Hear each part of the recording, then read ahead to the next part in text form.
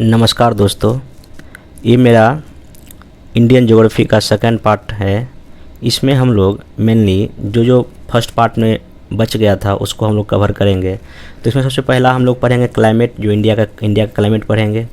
फिर हम लोग इंडस्ट्री पढ़ेंगे, मिनरल्स पढ़ेंगे। फिर इंडिया में जितने भी ट्राइबल्स लोग हैं, जो जनजाति लोग, उसको लोग पढ़ेंगे, ठीक ना। सबसे पहले आइए हम लोग थोड़ा सा बहुत ही शॉर्ट में भारत की जो जलवायु जो है, क्लाइमेट जो इंडिया की है, उसको हम कुछ जान लेते हैं। देखिए, भारत की जलवायु का मतलब क्या है। जो भारत में जिस तरह से यहाँ हर एक साल जो मानसून की जो बारिश होती है उसको हम लोग को पढ़ना है। इसमें सिर्फ हम वही चीज़ डिस्कस करें जो कि पीटी के पॉइंट ऑफ व्यू से काफ़ी क्या है, इंपॉर्टेंट। हालांकि ये टॉपिक तो बहुत बड़ा है, लेकिन फिर मैं कोशिश कर रहा हूँ कि बहुत शॉर्ट में आपका एक बार मैं रिवाइज करा दूँ। अगर कोई क्वेश्चन पूछे तो इसे आपसे छूटे नहीं। देखिए, सिंपल सी बात है। अगर एक लाइन पूछेगा कि भारत की जलवायु कैसी है, देखिए भारत की जो क्लाइमेट है वो सिंपल क्या है, आपका उष्णकटिबंधीय मानसूनी है, मतलब कि ट्रॉपिकल मानसून है, ठीक ना। क्योंकि इंडिया जो है ना 30 डिग्री के नॉर्थ के रीजन में है, इसलिए जो है ना इंडिया की जलवायु आपका क्या है, ये उष्णकटिबंधीय मानसूनी है। पहली बात देखिए, मानसून का क्या मतलब है। देखिए, मानसून का मतलब ये है कि पवन के डायरेक्शन में, विंड के डायरेक्शन में अकॉर्डिंग टू सीजन चेंज होना। जैसे कि आपको पता होगा, इंडिया में जब भी कभी मानसून आती है तो जून के समय इधर से मानसून आती है हिंद महासागर से, और फिर ये पूरा जो है ना, ये इसका मतलब देखिए पवन का जो डायरेक्शन क्या है, अभी ये साउथ वेस्ट है, देख रहे हैं, साउथ वेस्ट है, इधर से आ रही है। और फिर ये पूरा बारिश जो है ना आपका होते होते मतलब कि सितंबर तक पूरा मानसून यहाँ इधर नॉर्थ इंडिया तक आ जाता है।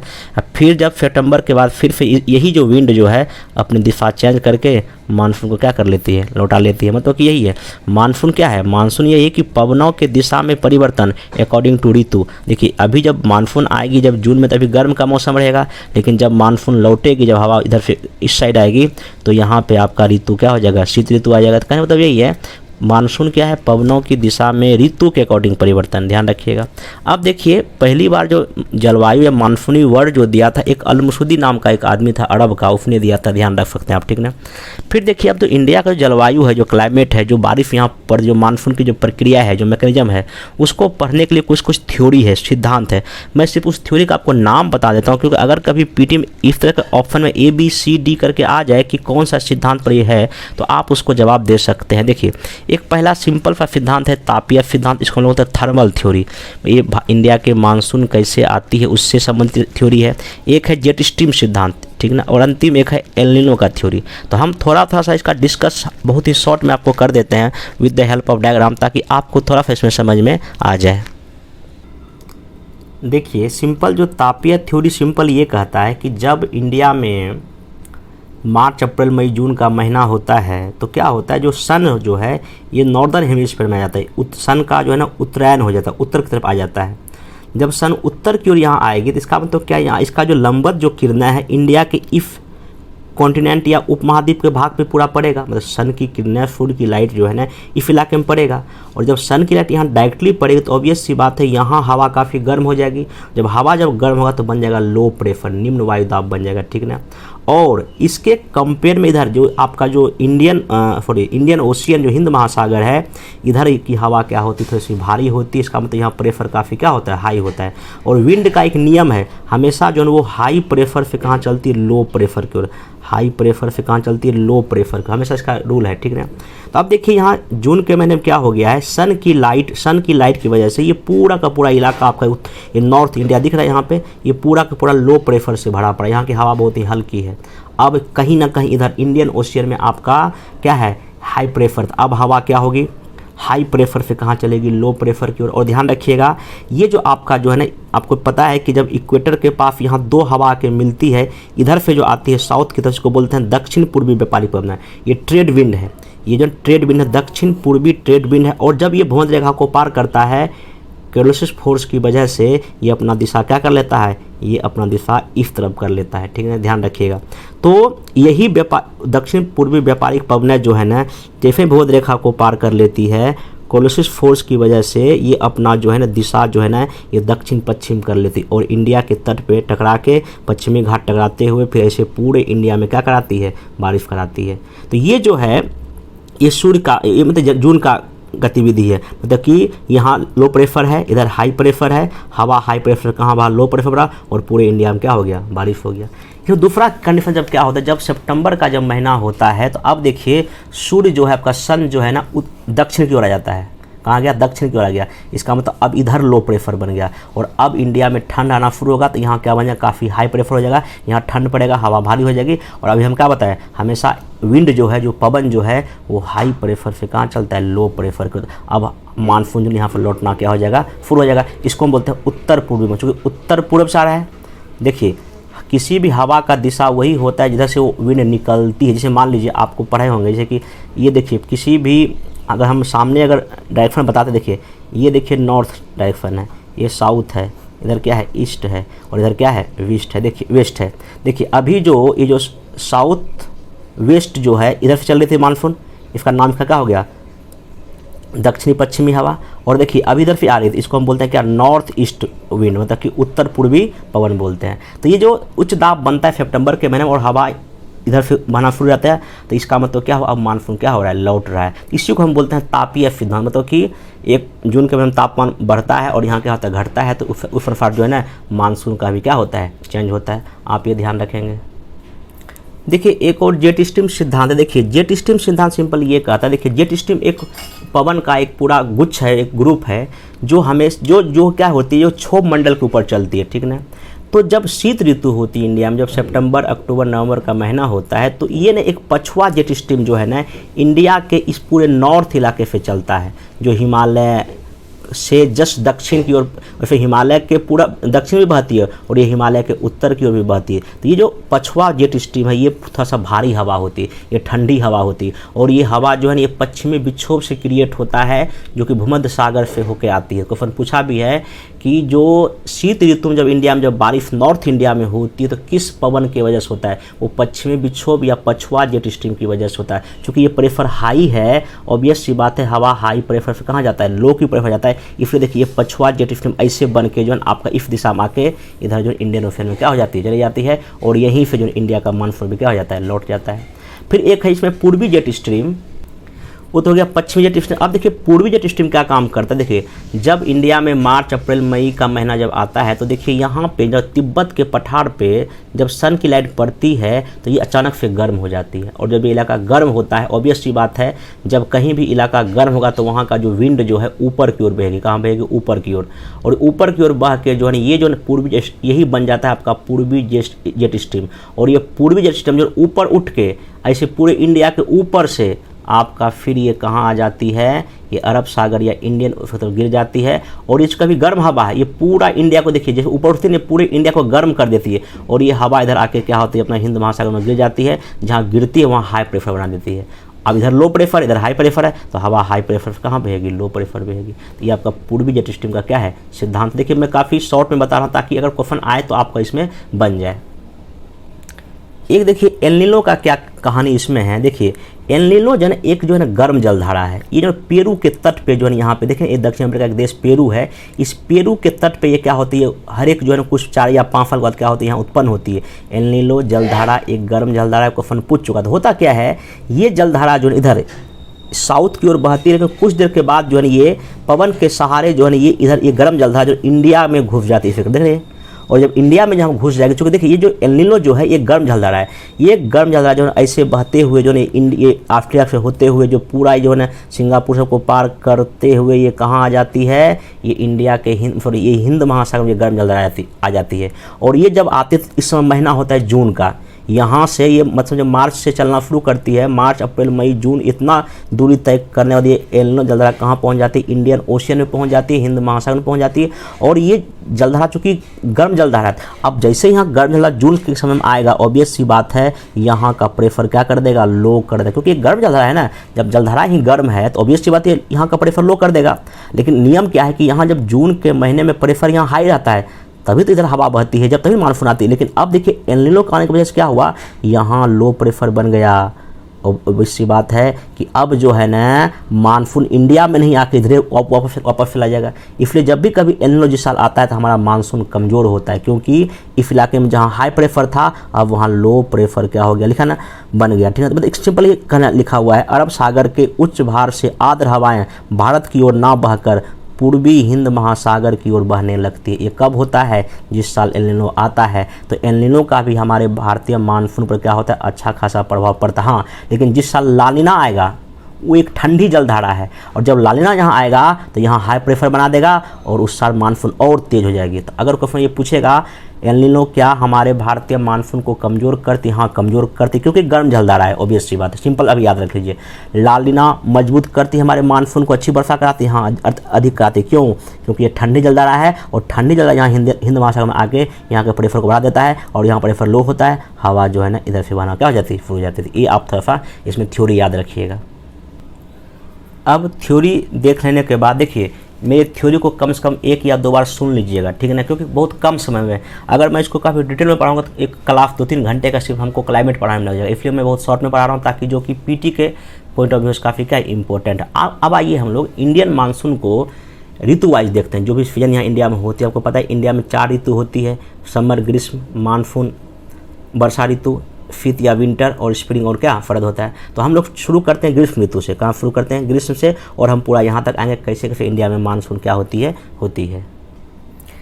देखिए, ग्रीष्म ऋतु में क्या होता है कि यह ऋतु मार्च से लेकर लगभग जून तक चलती है। अब इसमें क्या होता है कि सूर्य उत्तरायण होने पर सारे भारत में तापमान काफ़ी बढ़ जाता है, और इस ऋतु में उत्तर और उत्तर पश्चिमी भारत के दिन के समय में तेज़ गर्म और शुष्क हवाएं चलती है। अभी देखिए, अप्रैल का महीना है, मई का महीना है, कितना तेज़ हवा चल रही है, और इसी को हम लोग लू बोलते हैं। क्या बोलते हैं? लू बोलते हैं। क्वेश्चन पूछ चुका है कि लू कहाँ चलती है? उत्तर और उत्तर पश्चिम में चलती है।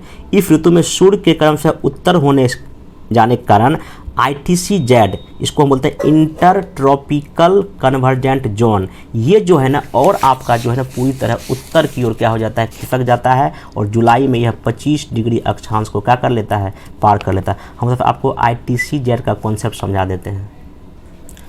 देखिए, अगर मान लीजिए पूरा एक ग्लोब है, ठीक ना, अगर ये पूरा ग्लोब है, ये आपका इक्वेटर भूमध्य रेखा है, ठीक, तो क्या होता है आपको पता है कि एक यहाँ जो आपका लगभग 30 डिग्री, और इधर भी 30 डिग्री जो है, जो ट्रेड विंड जो है ये इस दिशा में ऐसे चलती है, इधर से ऐसे चलती है, और ये ट्रेड विंड ऐसे चलती है इस, ठीक ना।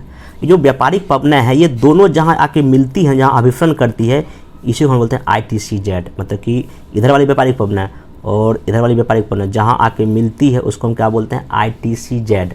और यही ITCZ क्या होता है? इसका खिसकाव होता है। जब सन उत्तर की ओर होता है, उत्तरायण होता है, तो ये ITCZ जो है ना यहाँ 0 डिग्री से खिसक के इंडिया तरफ आ जाता है। तो इंडिया के लगभग 25 या 30 डिग्री नॉर्थ तक क्या हो जाता है? आ जाता है। और ये ITCZ काफ़ी गर्म होता है, काफ़ी क्या होता है? गर्म होता है। और यही ITCZ जो है काफ़ी लो प्रेशर बनाता है, और तब इंडिया में क्या आती है? मानसून आती है। और क्वेश्चन पूछेगा कि ITCZ क्या है? इंटर ट्रॉपिकल कन्वर्जेंट जोन क्या है?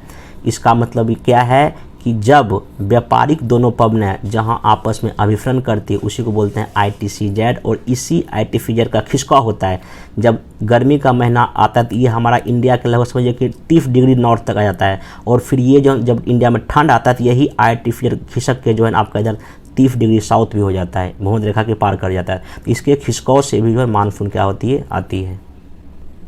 अब देखिए, एग्जाम के पॉइंट ऑफ व्यू से क्या इंपॉर्टेंट है, जब ये जून जुलाई का महीना होता है तो इंडिया में जो है ना कहीं कहीं प्री मानसून थोड़ा सा वर्षा होती है, और यहाँ बहुत चक्रवाती तूफान, मतलब काफ़ी गर्म वाली हवा चलती है। देखिए, इसका कुछ कुछ नाम है। देखिए, नॉर्वेस्टर पूर्वी भारत में बोलते हैं, पश्चिम बंगाल, बिहार, उड़ीसा में इसको क्या बोलते हैं? नॉर्वेस्टर बोलते हैं, जो कि चाय, जूट और चावल की खेती के लिए काफ़ी क्या है? लाभप्रद है। काल बैसाखी कहाँ बोलते हैं? पश्चिम बंगाल में। इसको नॉर्वेस्टर का स्थानीय भाषा में इसको काल बैसाखी भी बोलते हैं, एग्जाम में पूछ चुका है।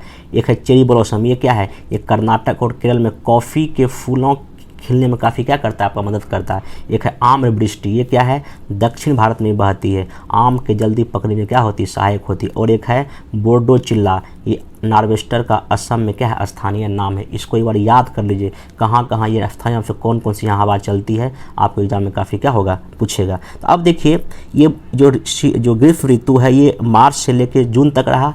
अब आइए इंडिया में क्या आ जाएगा? वर्षा ऋतु। देखिए, हम क्या बताए थे, इस ऋतु का समय जून से लेकर लगभग सितंबर तक है। इस समय उत्तर पश्चिमी भारत और पाकिस्तान में निम्न वायु दाब, क्योंकि सूर्य उत्तरायण हो चुका है, अंतः उष्ण कटिबंधीय अभिसंचन ITCZ उत्तर की ओर खिंचा हुआ, मैंने बता दिया। ITCZ जो है, अगर मान लीजिए कि ITCZ जो है ना, अगर यहाँ भूमध्य रेखा पर है, ये खिसक के उत्तर मतलब 30 डिग्री पर नॉर्थ पर आ गया है, ठीक ना। खिसकता हुआ ये शिवालिक के पर्वत पाद तक समझिए कि बिहार तक पहुँच जाता है, बिहार उत्तर प्रदेश के किनारे पहुँच जाता है। और इस कारण भारतीय उपमहाद्वीप के ऊपर सिंधु और गंगा में एक लंबा कार जो है ना, एक निम्न दाब बन जाता है, जिसको मानसून गर्त बोलते हैं, ठीक ना। और इस निम्न दाब को भरने के लिए अब उधर दक्षिण गोलार्ध से जो है ना, यही दक्षिण पूर्वी वाणिज्यिक पवन ट्रेड विंड जो है विषुववृत्त को पार कर पूरब की ओर मुड़ जाती है। ये कोलोसिस बल या फेरल के नियम से हो जाता है, और इसी को हम क्या बोलते हैं, दक्षिण पश्चिमी मानसून। देखिए हम सिंपल अभी कॉन्सेप्ट आपको यही बताए कि ये देखिए, ये दक्षिणी पूर्वी जो है ना, ये व्यापारिक ट्रेड विंड इधर टकराई यहाँ पे भूमध्य रेखा को, और भूमध्य रेखा जब टकराते तो यहाँ कोलोसिस फोर्स या फेरल के नियम के अनुसार जो है ये इधर मुड़ जाती है, दाहिने मुड़ जाती है, देखें इधर मुड़ गई, ठीक ना। और यही जो है ना मुड़ के जो है यही हवा हो जाता है, क्या देखिए, दक्षिण पश्चिम में, देखिए किधर से निकल रही है, देखिए अभी आपको क्या बताएं हम, अगर हम दिशा दिखाते हैं तो ये नॉर्थ हो जाता है, ये साउथ हो जाता है, ये ईस्ट होता है, और ये क्या होता है, वेस्ट होता है। देखिए ये हवा इसे जा रही थी, लेकिन भूमध्य रेखा को पार करके अपना दिशा क्या कर लिया, चेंज कर लिया। अब दिशा किधर हो गई, देखिए ये साउथ वेस्ट जा रही, मतलब दक्षिण पश्चिम सारी, इसलिए इसको दक्षिण पूर्वी मानसून बोलते हैं। इंडिया में यही दक्षिण पश्चिम मानसून जो है ना, इंडिया में आके केरला पर क्या होती है, टकराती है। यहाँ लिखा भी है, भारत में दक्षिण पश्चिम मानसून की उत्पत्ति का वही पूर्वी जेट स्ट्रीम, आपको बता दिया कैसे पूर्वी जेट स्ट्रीम इसमें क्या है, सहायक है। तो ध्यान रखिएगा, इंडिया में दक्षिण पश्चिम मानसून जो सबसे पहली बार कहाँ टकराएगा, अंडमान एंड निकोबार द्वीप पर। यह 25 मई तक ही पहुँच जाता है। फिर 1 जून को ये केरला के तिरुवनंतपुरम और चेन्नई तक पहुँचता है। उसका 5 से लेकर 10 जून तक ये जो है कलकत्ता बम्बई को क्या कर लेता है, छू लेता है। 10 से जो है ना ये 15 जून तक जो है ये जो है ना फिर आपका पटना, ठीक ना, फिर आपका नागपुर अहमदाबाद तक पहुँच जाता है। फिर मतलब कि इस समय मतलब पूरे इंडिया में लगभग बारिश हो जाता है। और जब कभी मानसून का जब आगमन होता है, वो बहुत अचानक बारिश होती है, उसको बोलते हैं मानसून का विस्फोट, बर्स्ट ऑफ मानसून बोलते हैं, ठीक है। क्योंकि यहाँ पे एकाएक वजह बारिश हो जाती है। कभी देखे होंगे आप जून के महीने में अचानक से मूसलाधार बारिश हो जाती है, क्यों, क्योंकि वो मानसून का क्या है, विस्फोट है, ये ध्यान रखिएगा। अब देखिए यहाँ पे आपको कुछ जानना जो है कि जब ये मानसून टकराती है इंडिया में, देखिए पहले एक अरब सागर में टकराएगी, फिर कहाँ के बंगाल की खाड़ी में टकराएगी, ठीक ना। अब आपको बताते हैं कैसे कैसे ना हवा का विंड जो है ना आगे बढ़ता है। देखिए एनसीईआरटी बुक में डेट भी दिया हुआ, देख सकते हैं आप यहाँ। 1 जून को देखिए केरला में ऐसे बारिश पहुँच जाती है, मानसून पहुँच जाती है। फिर देखिए 5 जून को आगे बढ़ रही है। फिर आगे देखिए आपका ऐसे 10 जून ऐसे बम्बई में पूरे ऐसे इलाके में पटना, 10 जून को पटना तक भी पहुँच जाए, देख रहे हैं यहाँ पे। फिर यहाँ देखिए 15 जून को ऐसे अहमदाबाद होते देखिए पूरा ये लखनऊ तक पहुँच जाती है। फिर देखिए आपका इधर ये 1 जुलाई का लेकर पूरा इधर राजस्थान तक आ जाती है। और 15 जुलाई तक ये पूरे राजस्थान पूरे इंडिया में एक बार बारिश का हो जाती है। एक तरफ आप डेटा याद रखेंगे। देखिए जो अरब सागर की जो मानसून जो हवाएं होती है, देखिए वो क्या होती है, वो 3 शाखा में बढ़ती है। क्वेश्चन पूछ चुका है। देखिए एक शाखा पश्चिमी घाट को टकराएगी, और यहाँ चूँकि पश्चिमी घाट है, आपको पता है अगर इंडिया में ऐसे चला जाए, ये आपका पश्चिमी घाट है, ये सब ऊंचा पे है, और यहाँ मूसलाधार क्या होती है, बारिश होती है, क्योंकि यहाँ सह्याद्री पर्वत है, वही लिखा हुआ है। और इस इलाके में आपका हवा जो है, यहाँ जो है बारिश बहुत तेज़ होती है। लेकिन इसके जो इधर जो जैसे मान लीजिए यहाँ एक मंगलूर है, यहाँ ये तट पे है कर्नाटक के, यहाँ बारिश बहुत ज़्यादा होती है क्योंकि सामने है। लेकिन बंगलुरु जैसे इसके पीछे है, वो ब्रिटिश है क्षेत्र में आ जाता है, वहाँ बारिश बहुत ही क्या होती है, कम होती है, आप ध्यान रखिएगा। फिर देखिए अरब सागर का दूसरा कहाँ चला जाता है, नर्मदा और तापी नदी के में घुस के, घाटी में घुस के ये मध्य भारत तक की बारिश क्या हो जाती है, पहुँच जाती है, वो छोटा नागपुर तक भी पहुँच जाती है, ठीक ना। और बंगाल की खाड़ी से आने वाली मानसून की शाखा से क्या होती है, मिल भी जाती है। अभी बताऊँगा मैं डायग्राम के साथ। तीसरी शाखा है सौराष्ट्र प्रायद्वीपीय और कच्छ से टकराती है। यहाँ से ये अरावली के साथ साथ पश्चिमी राजस्थान को लांघती हुई बहुत ही कम वर्षा करती है। क्योंकि देखिए अरावली जो पर्वत है, अरावली पर्वत ऐसे है, देखिए ऐसे पैरेलल। देखिए मान लीजिए कि ये आपकी हवा बह रही है, तो ये मानसून की हवा और ये अरावली पर्वत एक दूसरे को हो गया पैरेलल, इसलिए इधर बारिश नहीं होती। अगर यही अरावली अगर ऐसे होता, ऐसे होता, तो ये हवा टकरा के क्या करती है, बहुत जोर बारिश करती। अभी जैसे कि आपको पढ़ाऊँगा जब बंगाल के खाड़ी का शाखा, तो वहाँ समझाऊंगा कैसे गारो खाफी जयंती में बहुत अधिक बारिश होती है, ठीक ना। ये आपका अरब सागर का 3 शाखा बट गया। उसके बाद देखिए ये जो बंगाल की खाड़ी की मानसून क्या होती है, यहाँ देखिए सिंपल जो बंगाल की खाड़ी में जो है क्या है कि सबसे पहले जो है ना, ये बंगाल की खाड़ी की मानसून पवनों की शाखा म्यांमार के तट और दक्षिण पूर्वी बांग्लादेश के एक थोड़े से भाग से क्या होता है, टकराती है। किंतु म्यांमार के तट पर स्थित एक अराकान पहाड़ी इस शाखा के एक बड़े हिस्से को भारतीय उपमहाद्वीप को क्या कर देती है, विक्षेपित कर देती है। इस प्रकार मानसून पश्चिम बंगाल बांग्लादेश में दक्षिण पश्चिमी दिशा में अपेक्षा दक्षिणी और दक्षिण पूर्वी दिशा में प्रवेश करती है। यहाँ से यह शाखा हिमालय पर्वत भारत के उत्तर पश्चिम में स्थित तापीय निम्नदाब के मतलब कि ये आपका दिल्ली तक क्या होता है, पहुँच जाता है। आप ये ध्यान में रखेंगे। एक चीज़ और मैं बताना चाहूँगा, ये देखिए ये इंडिया में जो है ना बारिश कहाँ कहाँ कैसे पड़ती है, मैं वो समझा रहा हूँ। देखिए ये दिख रहा है, यहाँ जो ये जो ब्लैक कलर का, यहाँ बारिश जो है लगभग 400 सेंटीमीटर से अधिक होती है। क्यों?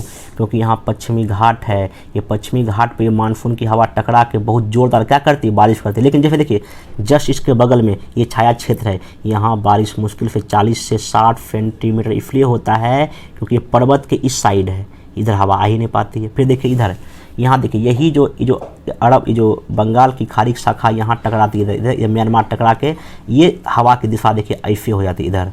और यहाँ आपको पता है यहाँ गारो खासी जयंतिया है ना, वो ऐसे है, गारो जयंतिया ऐसे पर्वत है और इस पर्वत में ये हवा टकरा के इधर इसको दिशा क्या करती है, मोड़ देती है। इसलिए गारो खासी जयंतिया यहाँ मानिसराम में बारिश पाती काफ़ी क्या होता है, ज़्यादा होती है। ध्यान रखिएगा, ठीक है। तो यहाँ देखिए दिया हुआ है कि इंडिया में कितना कितना सेंटीमीटर कहाँ कहाँ बारिश होता है। देखिए यहाँ बारिश 400 सेंटीमीटर ज़्यादा होती है, यहाँ भी लगभग 400 सेंटीमीटर बारिश ज़्यादा होती है, यहाँ भी बारिश होती है। फिर यहाँ भी देखिए अंदर जहाँ आते हैं यहाँ बारिश की मात्रा कम हो जाती है और यहाँ बारिश सबसे क्या हो, देखिए यहीं पर अरावली पर्वत है। अरावली पर्वत के पैरेलल में मानसून की हवा बहने की वजह से यहाँ बारिश होती ही नहीं है, बहुत कम होती है। इसलिए इस इलाका क्या रहता है, सूखा में रहता है। अब देखिए जो मानसून की जो बारिश हुई, देखिए ये कब से कब तक, ये जो दक्षिण पश्चिम मानसून से प्राप्त होने वाली वर्षा मौसमी है जो जून से लेकर सितंबर तक इंडिया में रहेगी।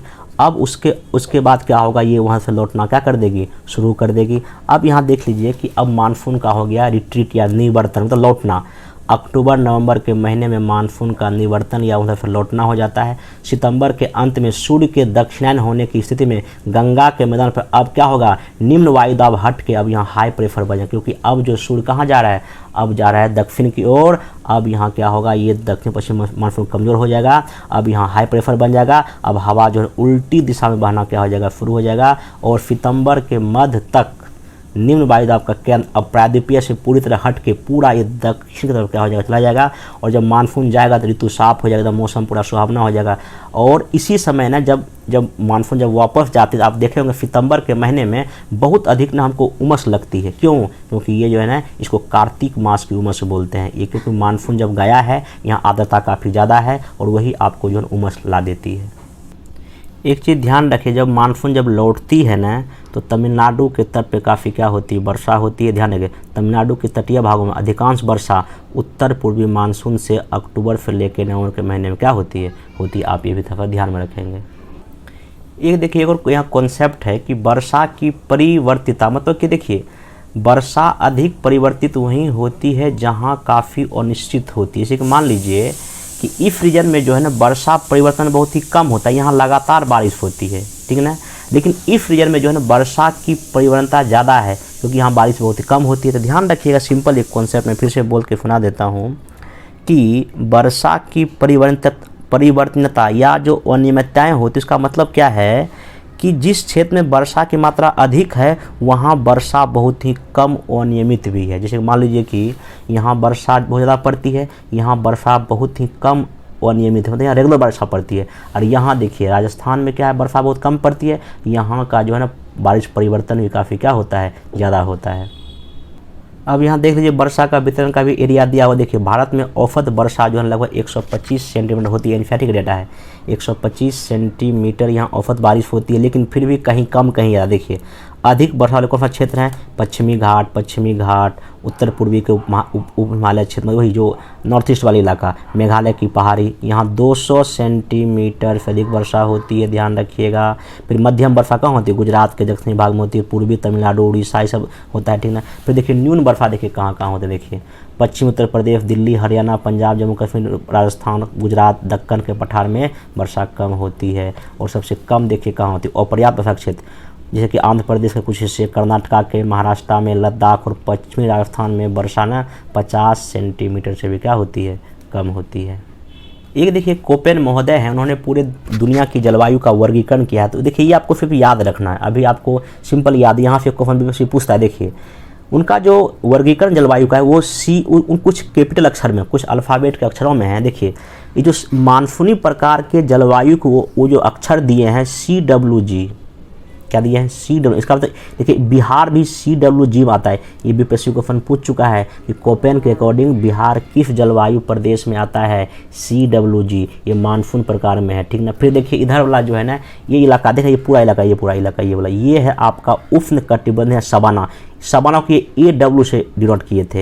इधर देखिए स्टेपी है, स्टेपी को उन्होंने BSHW से डिनोट किए थे, ठीक ना। फिर देखिए इधर देखिए ये है ग्रीष्म, शुष्क ग्रीष्म ऋतु वाला मानसून, ये AS से डिनोट किए हैं। इधर देखिए ये लघु शुष्क ऋतु वाला मानसून है, ये AMW से डिनोट किया इस इलाके को, ठीक है, ये ध्यान रखें। और देखिए यहाँ जो गर्म स्थल, यहाँ देखिए ये BWHW से इन्होंने क्या किया था, डिनोट किया था। और ये स्टेपी देखिए BSHW से। और ध्रुवीय प्रकार के जलवायु को उन्होंने E से क्या किया था, डिनोट किया था। आप ये ध्यान रखें। और आपसे भी ये याद रख लीजिए ये वाला कि मानसून वाले को क्या बोलते हैं, CWG, एग्जाम में पूछेगा। आप इसको वीडियो पॉज करके वही बात है इसको देख लीजिए, क्योंकि एनसीईआरटी का डेटा यहाँ से क्वेश्चन पूछता है कि इसको क्या कहा है, कहाँ का, ठीक ना। अब देखिए हमको इंडिया का प्राकृतिक वनस्पति पढ़ना। देखिए शॉर्ट में देखिए सिंपल सी बात है, वनस्पति का उगना वर्षा तापमान पर डिपेंड करेगा। जहाँ वर्षा अधिक वहाँ वनस्पति हरे भरे होते हैं। देखिए इंडिया में जो है ना कई प्रकार की वनस्पति पाई जाती है। इसमें पहला एक है उष्ण कटिबंधीय सदाबहार और अर्ध सदाबहार वन। दूसरा आपका देखिए एक है उष्ण कटिबंधीय पर्णपाती वन, उष्ण कटिबंधीय कांटेदार वन, पर्वतीय वन, और एक है वनांचलीय अनुबंध। इसको मैं बताता हूँ इसमें क्या क्या पढ़ना आपको। देखिए पहला जो आपका जो उष्ण कटिबंधीय सदाबहार जो ट्रॉपिकल एवरग्रीन फॉरेस्ट है, देखिए ये पश्चिमी घाट की पश्चिमी ढाल पर है, उत्तर पूर्वी के क्षेत्रों के पहाड़ी पर है, अंडमान निकोबार द्वीप में है। कौन सा एवरग्रीन फॉरेस्ट, ये अपना पत्ता कभी गिराता नहीं है। और यहाँ बरसा 200 सेंटीमीटर से क्या होता है, ज़्यादा होता है। और यहाँ जो वृक्ष होते हैं उसकी लंबाई कितनी होती है, 60 मीटर होती है। और यहाँ झाड़ियाँ बहुत अधिक होती है, लंबे लंबे पेड़ होते हैं, एक दूसरे से लटके होते हैं, ठीक ना। और यहाँ जो याद रखना है, यहाँ जो वृक्ष होता है रोजवुड, महागोनी, एनी और एबनी, आप याद रख लीजिए। देखिए एक है अर्ध सदाबहार वन, जहाँ बारिश जो है ना 200 थोड़ा सा कम, 150 से लेकर 200 के बीच में होता है। यहाँ देखिए कौन सा बन पाया जाता है, साइडर, होलेक और केल पाया जाता है, ध्यान रखिएगा। उसके बाद अगला है उष्ण कटिबंधीय पर्णपाती वन। देखिए ये वहाँ ये वन इंडिया में ज़्यादा है, सबसे ज़्यादा यही है, उष्ण कटिबंधीय पर्णपाती वन इंडिया में सबसे ज़्यादा है। इसी को हम मानसून वन भी बोलते हैं क्योंकि इसका एरिया ज़्यादा भी है। और यहाँ बर्फा 70 से लेकर 200 सेंटीमीटर के बीच होती है। और बिहार में जो है यही पर्णपाती है। और पर्णपाती भी दो तरह का होता है, एक होता है आर्द्र, एक होता है शुष्क, ध्यान रखिएगा। अब आर्द्र पर्णपाती वन वहाँ पाए जाएंगे जहाँ वर्षा 100 से लेकर 200 सेंटीमीटर होगा। ये देखिए कहाँ का, देखिए हिमालय के गिरिपद में, पश्चिमी घाट के पूर्वी में, उड़ीसा में। यहाँ कौन का वृक्ष, सालवान, साल, शीशम। देखिए एक इम्पोर्टेंट है महुआ, आंवला, सेमल, कुसुम, चंदन। पूछेगा चंदन किसके पेड़ हैं, ये पर्णपाती वन के पेड़ हैं। अगला है उष्ण शुष्क पर्णपाती, यहाँ वर्षा 70 से 100 के बीच में होता है, ध्यान रखिएगा। और यहाँ जो है ना शीत ऋतु, शुष्क ऋतु शुरू होते ही इन पेड़ों के पत्ते क्या होते हैं, झड़ जाते हैं, इसको पर्णपाती बोलते हैं। यहाँ देखिए कौन कौन से पेड़ पाया जाता है, तेंदू, पलाश, अमलतास, बेल, खैर, ये सब पाया जाता है। अगला है कांटेदार वन। देखिए ये जहाँ वर्षा जहाँ 50 सेंटीमीटर से कम होती है, कहाँ पंजाब, हरियाणा, राजस्थान में पाया जाएगा। यहाँ ये इस पौधों में पत्ते कभी होते ही नहीं है। यहाँ एग्जाम्पल देखिए क्या क्या है, बबूल, बैर, खजूर, खैर, नीम, खेचड़ी, पलाश, ये सब यहाँ का क्या है, ट्री का नाम है। फिर नेक्स्ट देखिए पर्वतीय वन में आपको क्या याद रखना है, जो जो हम पर्वत की ऊंचाई पर जाते हैं तो वहाँ उष्ण कटिबंधीय से टुंड्रा वन पाई जाती है। मतलब कि नीचे उष्ण कटिबंधीय वन है और ऊपर जाके आपको टुंड्रा वन मिलेगा, ध्यान रखिएगा। क्योंकि वहाँ ना हाइट की वजह ऐसा होता है, सिंपल ध्यान रखिएगा। और इस क्षेत्र में जो है ना यहाँ ओक, चेस्टनट ऐसे सदाबहार वृक्ष पाए जाते हैं। यहाँ पे एक और जो है ना चीड़ नामक वन जंगल पेड़ पाए जाते हैं, ध्यान रखिएगा, ठीक है। और यही हिमालय के पश्चिमी भाग में यहाँ एक वृक्ष है देवदार, यही मिलता है। देवदार की लकड़ी अधिक मजबूत होती है, ध्यान रखिएगा। एक और यहाँ पे आपका चिनार और बालन, ये सब लकड़ी है, बहुत ही इंपॉर्टेंट है। एक है ब्लू पाइन और स्प्रू, ये सब हिमालय के क्षेत्रों में सब क्या है, लकड़ी या ये वन पाए जाते हैं, ध्यान रखिएगा। उसके बाद देखिए यहाँ पे जो इम्पोर्टेंट आपको ध्यान रखना है, देखिए जो दक्षिण में जो पर्वतीय भाग है, जो नीलगिरी पहाड़ी है या और भी जो पहाड़ी है, वहाँ जो पश्चिमी घाट या विंध्याचल या जो नीलगिरी में जो पहाड़ी है, वहाँ जो वन पाए जाते हैं। इसमें इम्पोर्टेंट क्या है कि ध्यान रखिएगा कि केरला, तमिलनाडु, कर्नाटक प्रांतों में पश्चिमी घाट में जो वन पाए जाते हैं उसको हम लोग बोलते हैं शीतोष्ण कटिबंधीय वन को सोलास वन बोलते हैं या सोला वन बोलते हैं। उन्होंने पूछा है कि जो केरल में या नीलगिरी की पहाड़ी जो वन पाए जाते हैं उसको वन को क्या बोलते हैं, सोला वन बोलते हैं। एग्जाम में बहुत ही इंपॉर्टेंट, आप इसको ध्यान में रख सकते हैं, ठीक ना। उसके बाद देखिए ये जो वेलांचली, इसको मतलब हम बोलते हैं आर्द्र भूमि। कौन सा बोलते हैं, आर्द्र भूमि। जहाँ जहाँ आपका जो ये समुद्र के किनारे जहाँ जहाँ कुछ कुछ वन पाए जाते हैं उसको हम क्या बोलते हैं, वेलांचली या अनुभूमि बोलते हैं। जैसे किसी में एक मैनग्रोव है, कौन सा है, मैनग्रोव। अब देखिए मैं बता देता हूँ, देखो इंडिया में जो आर्द्र भूमि जो है वहाँ देखिए उसमें सबसे बड़ा आपका एक है ये मैनग्रोव वन। कौन सा वन है, मैनग्रोव। देखिए मैनग्रोव वन एक बार बीपीएससी पूछा था, मैनग्रोव वन जो है ना कहाँ कहाँ पाया जाता है, इंडिया के किस किस राज्य में पाया जाता है। देखिए मैनग्रोव वन जो है आपका देखिए यहाँ पे इंडिया में देखिए अंडमान निकोबार द्वीप समूह, पश्चिम बंगाल के सुंदरबन डेल्टा में पाया जाता है। इसके अलावा ये महानदी में, गोदावरी नदी के किनारे, कृष्णा नदी डेल्टाई भाग में क्या होता है, ये पाया जाता है। कौन सा वन, मैनग्रोव वन। अब देखिए एनसीईआरटी में कुछ और फैक्ट है, देख लीजिए। देखिए एक ने आपका सामाजिक वानिकी कार्यक्रम में सरकार चलाई थी। देखिए सामाजिक वानिकी का मतलब क्या था कि पर्यावरण, सामाजिक और ग्रामीण विकास की मदद के उद्देश्य से वनों का मैनेजमेंट करना और वहाँ सुरक्षा करना और भूमि को क्या करना, उपजाऊ बनाना। तो राष्ट्रीय कृषि आयोग 1976 से लेकर 79 ने सामाजिक वानिकी को 3 भाग में बांटा था, शहरी, ग्रामीण और फॉर्मी। बस इतना ध्यान रखिएगा। उसके बाद देखिए एक इम्पोर्टेंट डेटा आपका पास ये है, आपको पता है कि हमारे देश में पहली बार जो है ना वन नीति किस साल लागू हुआ था, 1952 में। कब हुआ था, 1952 में। ध्यान रखिए, कौन पूछा है, भारत सरकार ने पहली बार अपना वन या फॉरेस्ट पॉलिसी कब लागू किया, 1952 में।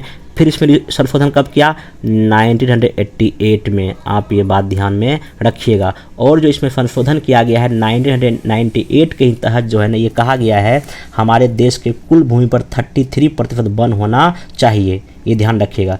पूछेगा कि हमने जो वन नीति का उद्देश्य क्या है, मेरा 33 जो है ना मेरा एरिया पर जो है ना वन होना चाहिए। तो ये जो 33 जो प्रतिशत हमने रखे हैं, ये 88 जो 1988 में जो वन नीति आया था पॉलिसी, उसी को तो हमें ऐसा क्या किया है। फिर देखिए कुछ फैक्ट और पूछ देता है। जैसे एक है ना वाइल्ड लाइफ एक्ट 1972 में आया है, वन प्राणी अधिनियम 1972 में आया है, ध्यान रखिएगा, ठीक ना। उसके बाद जो है एक और आपका प्रोजेक्ट टाइगर है, जो कि टाइगर को बचाने का अभियान है, 1973 में आया था। प्रोजेक्ट एलिफेंटा कब आया था, 1992 में। इसमें ईयर याद रखिए, ईयर पूछ देता है, ध्यान रखिएगा। अब देखिए इसके बाद हमको मृदा पढ़ना, मिट्टी पढ़ना। देखिए मिट्टी में हमको सिंपल जो मेन इंपॉर्टेंट हम उसी को डिस्कस करेंगे। देखिए सबसे पहली बात देखिए हमारे देश में जो मृदा जो है कितनी पाई जाती है, ये जलोढ़ मृदा है, काली मृदा है, लाल पीली है, लेटराइट है, शुष्क है, लवण है, पिटमय और वन मृदा है। ये सब एलोवाइल सॉइल, ब्लैक, रेड एंड पीली, लेटराइट, एरिड सॉइल, ये सब सॉइल का नाम है, ठीक ना, ध्यान रखिएगा। अब इसमें देखिए हम लोग क्या क्या करेंगे, मेन जो है ना सॉइल को पढ़ लेते हैं। देखिए फिर देखिए लोकेशन देख लीजिए कहाँ कहाँ क्या क्या आपको पता ही होगा पहले से। देखिए ये पूरा इलाका, देखिए पूरा डॉटेड बिंदु जो है ये पूरा इलाका जो है ये आपका जलोढ़ मृदा का है, ठीक ना। फिर देखिए ये जो इलाका आपका देखिए ये पूरा पूरा ब्लैक सॉइल या काली सॉइल है, देख रहे हैं पूरा काली सॉइल है, ठीक ना। फिर देखिए ये जो आपका पूरा इलाका ये देख रहे हैं ये वाला इलाका, ये आपका जो है ना आपका ये पूरा लाल और ये पीली मिट्टी का जो है ना आपका यहाँ नीचे देख रहे हैं लाल पीली मिट्टी है, ठीक ना।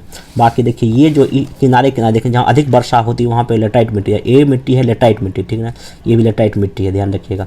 और यहाँ जो ऊपर में जो है ये है वन मृदा, कौन सा है, वन मृदा, आप ये ध्यान रखिएगा, ठीक है ना। चलिए आइए जलोढ़ मृदा। देखिए जलोढ़ मृदा का निर्माण आपको पता है कि जो हिमालय के द्वारा लाई गई मिट्टियों से हुआ है। ये इसका एरिया सबसे ज़्यादा है, ये 40% भाग पे पाई जाती है, ध्यान रखिएगा। यहाँ आपको पता है कि क्या क्या है, देखिए इस मृदा में देखिए क्या क्या है, पोटास की मात्रा अधिक और फास्फोरस की मात्रा कम पाई जाती है। ऊपरी मैदानों में जो है ना बांगर और निचली मैदानों में खादर पाई जाती है, क्योंकि हर एक साल यहाँ वर्षा होती है, सॉरी वर्षा नहीं, हर एक साल वहाँ बाढ़ आती है। अगला है काली मिट्टी। देखिए काली मिट्टी का जो विस्तार महाराष्ट्र, गुजरात, आंध्र प्रदेश, तमिलनाडु में, क्वेश्चन बीपीएससी यही पूछेगा काली मृदा का विस्तार कहाँ से कहाँ तक है, महाराष्ट्र में, गुजरात में, आंध्र प्रदेश और तमिलनाडु में है, ठीक ना। और इस मृदा को रेगर या कपास वाली मृदा भी कहते हैं, ध्यान रखिएगा। और इस मृदा को ही हम स्वतः जुताई बोलते हैं, मतलब अपने आप मतलब कि जब सूखता है ना इसकी जो मिट्टी अपने आप फट जाती है, इसको हम बोलते हैं कि अपने आप जुताई हो गया, ध्यान रखिएगा, ठीक ना। उसके बाद देखिए यहाँ पे क्या इंपॉर्टेंट बात है कि इस यहाँ काली मृदा में चूना, लोहा, मैग्नीशियम, एल्युमिनियम का तत्व काफ़ी मात्रा में पाए जाते हैं, लेकिन फास्फोरस, नाइट्रोजन जैव पदार्थ की कमी होती है। अगला देखिए लाल और पीली मिट्टी है, ये जो है ना ये कम वर्षा वाले क्षेत्रों में होता है, ठीक ना। और ये लाल क्यों होता है, इसमें लोहे का रंग पाया जाता है, ये बात आप ध्यान में रखिएगा। आगे देखिए लेटराइट मृदा, ये एग्जाम में पूछ चुका है। लेटराइट का मतलब क्या होता है, ईंट ऐसा मृदा, और इतना अधिक तापमान है, इतना अधिक वर्षा हुआ है कि ये पूरा ना इसका निक्षालन हो गया है, मतलब ये पूरा ना इसका ऊपर का लेयर जो है ना हट गया है, ध्यान रखिएगा। और यहाँ पे देखिए क्या है कि आपका इस लेटराइट मृदा में देखिए इंपॉर्टेंट है, इस मृदा में आपको काजू की खेती होती है। तमिलनाडु, आंध्र प्रदेश, केरला में काजू की खेती लाल लेटराइट मृदा में की जाती है। ये बात आप क्या रखेंगे, ध्यान में रखिएगा। एक और है देखिए लवण या सॉल्टी मृदा, ये देखिए इसमें देखिए याद क्या रखना है, ये कहाँ पाई जाती है, ये खास करके गुजरात में या पश्चिम बंगाल में, जहाँ पे जो है ये लवण मृदा पाई जाती है। और इस लवण मृदा खासियत क्या है कि विशेषकर पंजाब और हरियाणा में मृदा की लवणता की समस्या से निपटने के लिए इसमें जिप्सम मिलाते हैं। देखिए लवण मृदा कब होती है, मृदा सॉल्टी तब होती है जब आप अधिक सिंचाई करोगे। आपको पता है कि पंजाब हरियाणा में हरित क्रांति बहुत ज़्यादा आया है, और हरित क्रांति की वजह से वहाँ मृदा जो काफ़ी लवणीय हो गई है, और लवणता को हटाने के लिए हम लोग क्या करते हैं, जिप्सम डालते हैं। क्वेश्चन पेपर से पूछ चुका है। अब देखिए हमारे देश में मृदा से कुछ संबंधित समस्याएं हैं, कभी क्वेश्चन पीटी में पूछ देता है। देखिए एक है सॉल्टीकरण, लवणीकरण या क्षारीयकरण, एसिडिटी सॉरी बेसिक हो जाता है। देखिए लवणीकरण या क्षारीयकरण का मतलब क्या है कि जब आप अधिक सिंचाई करोगे खेतों में तो मृदा नमकीन हो जाती है, ठीक है। ये कहाँ देखिए उत्तर पश्चिम भारत के हरित क्रांति के क्षेत्रों में, उत्तर प्रदेश, पंजाब, हरियाणा, राजस्थान के गंगानगर जिलों में अति सिंचाई, प्राकृतिक अफवाह में बाधा, नहरों के कारण यहाँ जलजमाव के कारण मिट्टी काफ़ी लवण भी हो गई है और क्षारीय भी हो गई। ध्यान रखिएगा, मैं आपको बता दिया अम्लीय मिट्टी की उपचार के लिए हम जिप्सम का प्रयोग करते हैं, ध्यान रखिएगा। उसके बाद देखिए एक होता है मरुस्थलीकरण। देखिए मरुस्थलीकरण मतलब क्या, इसका सिंपल सा मतलब है कि आपका मरुस्थल का एरिया बढ़ रहा है, मतलब कि जो बालू या रेत का इलाका क्या हो रहा है, बढ़ रहा है। तो अब देखिए ये हो गया, ठीक है। अब यहाँ पे एक है मृदा अपरदन, सॉइल एरोजन। देखिए सॉइल एरोजन क्या होता है कि मृदा का ऊपरी परत जो है या तो हवा के द्वारा या तो पानी के द्वारा बह जाना। तो अब देखिए जो मृदा जो सॉइल होती है, एरोजन होती है, मृदा अपरदन के क्या कारण, देखिए अधिक वनों को काटना, अत्यधिक पशुओं को चराना, झूम खेती करना, औद्योगिक खेती करना, खनन करना, जनसंख्या वृद्धि, मूसलाधार वर्षा, तीव्र पवन, सागरीय तरंगें, ये सब वजह से आपका जो है ना क्या होता है, मृदा का अपरदन होता है। ये क्वेश्चन पूछेगा ABCD में, तो आप इसको ध्यान रखिएगा, ठीक है। और आपको पता है कि इंडिया में सबसे अधिक जो मृदा अपरदन देखिए कहाँ हुआ है, चंबल, यमुना के नदी किनारे उत्खात भूमि यहीं पाई जाती है। मैं लास्ट वीडियो में बता दिया हूँ। छोटा नागपुर पठार, पश्चिमी हिमालय के क्षेत्र में, ताप्ती साबरमती घाटी में, राजस्थान, गुजरात, हरियाणा में शुष्क क्षेत्रों में यहाँ मृदा जो काफ़ी अपरदित हो चुकी, काफ़ी सॉइल एरोजन हो चुका है। अब देखिए कभी पूछता है कि मृदा का संरक्षण कैसे किया जाए, मृदा को कैसे बचाया जाए। देखिए आप वनों को लगाओ, मल्चिंग करो, फसल चक्र लगाओ, मतलब फसल चेंज करके लगाओ, ड्रिप और स्प्रिंकल सिंचाई करो। मतलब कि हमारे देश के किसान करते क्या, ऐसे डायरेक्टली खेतों में पानी डाल देते हैं। अगर हम बूंद बूंद पानी डालेंगे तो ऑब्वियस होता है मृदा बची रहेगी। तो ये सब काम करके जो है आप जो है ना मृदा को क्या कर सकते हैं, बचा सकते हैं। अब देखिए हम लोग अब इंडिया में जहाँ जहाँ मेन मिनरल्स पाया जाता है, जो खनिज पाए जाते हैं उसको हम लोग देख लेते हैं। यहाँ देखिए यहाँ को आता है मैचिंग करने के लिए, मैं जो बोलूँगा उसको आप ध्यान से सुनिएगा। देखिए ये ना उड़ीसा में देखिए क्या है, एक मयूरभंज क्षेत्र है, वहाँ कुछ पहाड़ या माइनिंग का क्षेत्र का नाम है गुरु महिसानी, सुलेपत, बादाम पहाड़, ठीक ना। यहीं पे है क्वेंझर, कटक, कोरापुट। तो इस इलाके से हम लोग लोहा निकालते हैं, क्या निकालते हैं, लोहा। फिर बोल रहा हूँ मैं लो एस्क या आयरन और कहाँ से लोग निकालते हैं, उड़ीसा के मयूरभंज क्षेत्र में। यहाँ कौन सा खनन क्षेत्र है, एक क्षेत्र का नाम है जहाँ से हम लोहा निकालते हैं, कच्चा लोहा। गुरु महिसानी, सुलेपत, बादाम पहाड़, और क्या है क्वेंझोर, कटक, कोरापुट। एग्जाम में कहीं पूछ चुका है, कोरापुट कहाँ है, उड़ीसा में है। मैचिंग देगा, कोरापुट देगा कहाँ, उड़ीसा में है। फिर देखिए छत्तीसगढ़ से हम लोहा कहाँ निकालते हैं, दुर्ग, डल्ली, राजहाड़ा खान से। फिर बस्तर, बेलाडीला की खान से। क्वेश्चन पूछा था कि बेलाडीला की खान काहे फेमस है, लोहे के लिए फेमस है, कहाँ है, छत्तीसगढ़ में है, देखा ना। और बेलाडीला से लोह जो हम निकालते हैं लोहा, वो हम विशाखापट्टनम को क्या कर देते हैं, भेज देते हैं, ध्यान रखिएगा।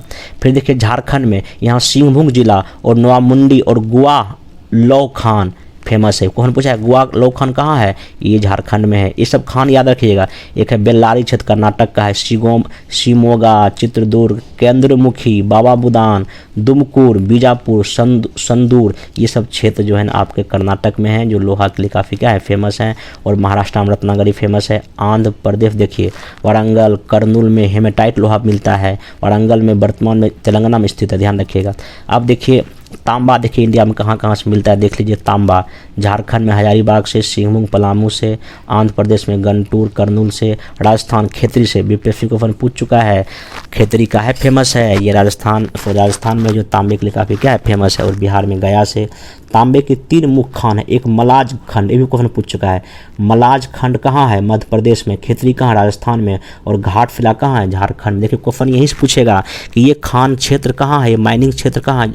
माइनिंग क्षेत्र मतलब जहाँ से हम लोग लोहा या कोई चीज़ निकालते हैं। आइए देखिए गोल्ड या सोना, ये कर्नाटक में, ये कोलार और रायचूर, यहीं पे रैम्पियन रिफ है, कैमूर रिफ है और ओकले रिफ खान है, ये फेमस है। कोलार तो कर्नाटक में सोने के लिए काफ़ी फेमस है, क्वेश्चन पूछेगा मैचिंग लगा के। आंध्र प्रदेश देखिए क्या क्या है, रामागिरी क्षेत्र, स्वर्ण रेखा, स्वर्ण नदी के बालू में पाया जाता है। पर यहाँ पे थोड़ा गलती लिख दिया है, ठीक ना, स्वर्ण रेखा और स्वर्ण नदी तो उधर है, लेकिन इसमें भी जो है ना थोड़ा सा सोना पाया जाता है, ध्यान रखिएगा, ठीक ना। ये आपका जो है ना झारखंड और बिहार में। नेक्स्ट चलिए चांदी देखिए आंध्र प्रदेश, राजस्थान और झारखंड में। देखिए राजस्थान के उदयपुर जिले की जावर खान में जस्ता, सीसा और चांदी आदि खनिज पाए जाते हैं। अब पूछेगा जावर खान कहाँ है, राजस्थान में है, ध्यान रखिएगा। फिर देखिए माइका अभ्रक, आपको पता है माइका के लिए बिहार बहुत फेमस है, बिहार और झारखंड। गया, मुंगेर, भागलपुर, हजारीबाग में पाया जाता है। इन क्षेत्र में रूबी किस्म के माइका पाए जाते हैं। इसका उपयोग जो है ना विद्युत उपकरण बनाने में किया जाता है, ध्यान रखिएगा। देखिए आंध्र प्रदेश, राजस्थान, देखिए नेल्लोर आंध्र प्रदेश में मिल है खान अभ्रक का। राजस्थान में कहाँ का, जयपुर, किशनगंज, अजमेर, भीलवाड़ा, उदयपुर है, ठीक ना। अब देखिए मैग्नीज कहाँ का इंडिया में मिलता है, कर्नाटक में बेल्लारी शिगोवा में मिलता है। ओडिशा में क्या मिलता है, कोइंझोर, सुंदरगढ़। महाराष्ट्र में नागपुर, भंडारा में। मध्य प्रदेश में बालाघाट और छिंदवाड़ा, ये सब मैग्नीज के लिए काफ़ी क्या है फेमस है, ध्यान रखिएगा। और अंतिम आपका देखिए बॉक्साइट, बहुत ही इंपॉर्टेंट। बॉक्साइट उड़ीसा सबसे ज़्यादा उत्पादन करता है। कालाहांडी और कोरापुट में देखिए बॉक्साइट मिलता है। झारखंड में पलामू और लोहरदगा में मिलता है। गुजरात में देखिए कच्छ, जामनगर और साबरकंठा में मिलता है। मध्य प्रदेश में अमरकंटक की पहाड़ी या छत्तीसगढ़ में अमरकंटक की पहाड़ी जो है ना आपका इसलिए क्या है फेमस है, आप था फिर ध्यान में रख सकते हैं। अब देख लिए कुछ कोयला के बारे में हम लोग जान लेते हैं। कोल के बारे में देखिए कोयला देखिए 4 प्रकार का मेनली होता है। एक इसमें जो है ना मेनली 3 ही 4, लेकिन मेनली 3 आपको जानना है। देखिए एक है एंथ्रासाइट कोयला, ये कोयला बहुत ही सबसे अच्छा क्वालिटी होता है एंथ्रासाइट कोयला, ठीक है, ध्यान रखिएगा। उसके बाद अगला है बिटुमिनस कोयला, इंडिया में सबसे अधिक यही पाया जाता है और इसी का अधिकतम उपयोग करते हैं हम लोग, बिटुमिनस का ही प्रयोग करते हैं, ठीक ना। और इसके अगला जो लो क्वालिटी कोयला इसका नाम है लिग्नाइट। लिग्नाइट एक निम्न कोटि का कोयला है और लिग्नाइट का जो भंडार जो है तमिलनाडु के नेवेली में, क्वेश्चन पूछ चुका है, नेवेली तमिलनाडु का क्यों फेमस है, ये लिग्नाइट कोयले के लिए काफ़ी क्या है फेमस है, आप ध्यान रखिएगा। फिर मैं बोल रहा हूँ आपको एंथ्रासाइट सबसे अच्छे गुणों वाला कोयला है, मतलब इसमें कार्बन की मात्रा सबसे ज़्यादा पाई जाती है, ठीक ना, मतलब इसमें 80% अधिक कार्बन पाया जाता है। बिटुमिनस में लगभग 70% कार्बन पाया जाता है। लिग्नाइट में तो 50% और एक पीट कोयला होता है जो सबसे लो क्वालिटी का कोयला होता है, इसमें कार्बन वही 30% के आसपास कार्बन पाया जाता है। फिर इसमें ध्यान रखिएगा इंडिया में 2 प्रकार का कोयला पाया जाता है, बहुत इंपॉर्टेंट मैं बता रहा हूँ। एक गोंडवाना लैंड में, आपको बताइए जब फर्स्ट क्लास में पढ़ा था, तो गोंडवाना लैंड में आपको कोयला मिलता है और एक टर्सरी युग में आपको क्या होता है कोयला मिलता है। और ध्यान रखिएगा गोंडवाना कोयला कहाँ कहाँ मिलता है, दामोदर घाटी में, झरिया, रानीगंज, बोकारो में मिलता है। ये महत्वपूर्ण कोयला के क्या हैं क्षेत्र हैं, गोदावरी, महानदी, सोन, वर्धा, ये नदी घाटी में आपको कोयला क्या होता है मिलता है। और टर्सरी कोयला जो है ना आपका ये कहाँ, मेघालय, असम, अरुणाचल प्रदेश, नागालैंड में पाए जाते हैं, आप तो ये बात ध्यान में रखेंगे। देखिए इंडिया में जो कुछ जो लौह या आयरन और जो पाया जाता है वो भी इम्पोर्टेंट। देखिए कितने टाइप का, देखिए मेनली 4 प्रकार का ये भी है। पहला है मैग्नेटाइट, ये बहुत ही उच्च किस्म का लोहा का अयस्क है, ये काले रंग का होता है। इसमें जो मेनली जो धातु है मेटल जो लगभग 72% पाया जाता है, ध्यान रखिएगा, ठीक ना। फिर एक हेमेटाइट, ये लाल भूरे रंग का होता है, इसमें 60 से लेकर 70% पाया जाता है, ठीक ना। फिर देखिए अगला है आपका नेक्स्ट जो है ये है लिमोनाइट, ये पीले रंग का होता है, इसमें धातु का 10 से लेकर 40% होता है। और एक होता है फ्लोराइड, ये सबसे अधिक अशुद्ध वाला होता है, ध्यान रखिएगा, फ्लोराइड सबसे अशुद्ध होता है, ध्यान रखिएगा। बाकी मैं आपको देखिए कि कहाँ कहाँ कौन सा क्षेत्र था लोहे का बता दिया। देखिए फिर से रिवाइज कर लीजिए, छत्तीसगढ़ में क्या है, डल्ली, राजहरा, बेलाडीला, ठीक है, ध्यान रखिएगा। यहीं से ब्रैडलाफ एंड लो इसको जापान को हम लोग भेजते हैं। गोवा में फिर है तो ये कर्नाटक में देखिए बाबूदान की पहाड़ी, केंद्रीय मुख की पहाड़ी, बेल्लारी, हासपेट, सिंदूर, ये सब जो है सिगोमा, चिरकुट, ये जो लोहे के लिए काफ़ी फेमस है, याद कर लीजिए। फिर देखिए आपका यहाँ झारखंड में क्या है, नोआमुंडी, गुआ, जामदा, ये सब फेमस है। उड़ीसा में देखिए गुरु महिसानी बहुत फेमस जगह है, गुरु महासानी, यहाँ से लोहा निकालते हैं। बादाम पहाड़ मयूरभंज में, कोइंझोर, ये सब काफ़ी फेमस जिला है। एक कभी कोई एग्जाम में पूछता है इंडिया में हीरा कहाँ से निकलते हैं, पन्ना एक मध्य प्रदेश में, ध्यान रखें, कहाँ, पन्ना एक मध्य प्रदेश में जगह, वहाँ से हम हीरा क्या करते हैं, निकालते हैं। एक बार फिर देख लीजिए, देखिए कोयला के बारे में देखिए, कोयला जो है ना गोंडवाना कोयला हमारे देश में पाया जाता है और टरफरी कोयला भी पाया जाता है। गोंडवाना क्षेत्र कोयला देखिए दामोदर, सोन, महानदी, गोदावरी, पेंच, वर्धा नदी की घाटी में पाई जाती है। टरफरी कोयला कहाँ, मेघालय, असम में, अरुणाचल प्रदेश और जम्मू कश्मीर में पाई जाती है। कुछ भी पूछेगा तो आप ऑफर मारिएगा, टरफरी कोयला इन राज्यों में क्या होता है, पाया जाता है, ध्यान रखिएगा। देखिए अंतिम में अब कुछ इंडिया में पेट्रोलियम जो उत्पाद पाया जाता है, देखिए सबसे अधिक पेट्रोलियम पदार्थ जो है ना 63% हम लोग बम्बई हाई से निकालते हैं, 18% गुजरात से और 16% असम से प्राप्त करते हैं। लेकिन असम का एक क्षेत्र का नाम है डिगबोई, सबसे पहली बार हम यहीं से क्या करते हैं, पेट्रोल तेल निकाले थे, ये बात ध्यान रखिएगा। असम भारत का सबसे पुराना तेल उत्पादक राज्य है। डिगबोई, नहरकटिया, मोरन हौलीगंज ये यहाँ के प्रमुख उत्पादक तेल क्षेत्र हैं। फिर गुजरात में एक अलंकेश्वर, ये भी प्रमुख तेल उत्पादक क्षेत्र है, आप इधर डेटा याद रखेंगे। और देखिए एक एनसीईआरटी का डेटा ही है कि कृष्णा गोदावरी नदी बेसिन में प्राकृतिक गैस सीएनजी गैस का विशाल भंडार मिला है, ध्यान रखिएगा। पश्चिमी तट के साथ साथ बम्बई हाई और फनीद क्षेत्र में खंबात की खाड़ी में भी आपको क्या होता है, प्राकृतिक गैस मिलता है। ये एनसीईआरटी का डेटा आप इसको याद रखेंगे।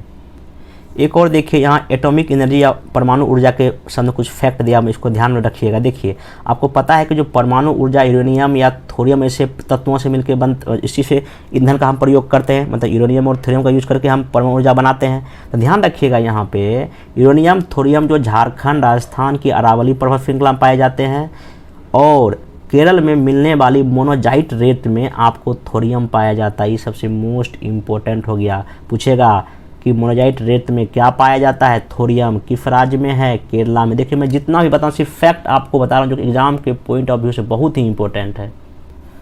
अब आइए हम पढ़ाते हैं ट्रांसपोर्टेशन या परिवहन। देखिए परिवहन में जब आपको मेनली जानना है, आपको पता है कि लैंड में होता है सड़क, रेल, पाइपलाइन, जल में एक होता है आंतरिक जल परिवहन, एक होता है बाहरी जो कि पूरा विदेश में जाता है, और आपको एयरलाइन में वायु में डोमेस्टिक विमान होता है और अंतर्राष्ट्रीय विमान होता है। तो आइए इसमें जो मेन इंपॉर्टेंट एनसीईआरटी में फैक्ट है वही देख लेते हैं। बीपीएससी और क्वेश्चन पूछा ये स्वर्णिम चतुर्भुज महापरियोजना क्या है। देखिए इसको बोलते हैं गोल्डन क्वाड्रिलेटरल सुपर हाईवे। ये हमारे देश के 4 बड़े शहरों दिल्ली, कलकत्ता, चेन्नई, मुंबई, दिल्ली को क्या करता है, जोड़ने वाला 6 लेन का एक महाराजमार्ग है। आपको अगर मैप में अगर पता होगा, ये मैप देख लीजिए, आप एक बार मैप में दिखा देता हूँ। देखिए आप एक बार कि यहाँ आपको पता है कलकत्ता है, यहाँ दिल्ली है, यहाँ बम्बई है और यहाँ चेन्नई है। जब चारों को मिलाइएगा तो एक चतुर्भुज बन जाता है, ठीक ना। तो यही है स्वर्णिम चतुर्भुज परियोजना, ध्यान रखिएगा। उसके बाद एक और जो है ना 2 गलियारा है, एक उत्तर दक्षिण गलियारा है, एक पूर्व पश्चिम गलियारा है। देखिए उत्तर गलियारा देखिए कहाँ शुरू हुआ, देखिए श्रीनगर से, कहाँ से, श्रीनगर से देखिए आ रहा है, देखिए लाइन आ रहा है, ये आते आते देखिए आपका यहाँ कन्याकुमारी तक गया है। फिर देखिए पूर्व पश्चिम गलियारा देख लें, यहाँ से यहाँ गुजरात से होते हुए ये आपका कहाँ तक गया है, ये आपका सिलचर असम तक गया है, आप ये ध्यान में रखें। और मिलता कहाँ दोनों है, उत्तरी और उत्तर और दक्षिण गलियारा और पूर्व और पश्चिम गलियारा कहाँ मिलता है, झांसी में मिलता है।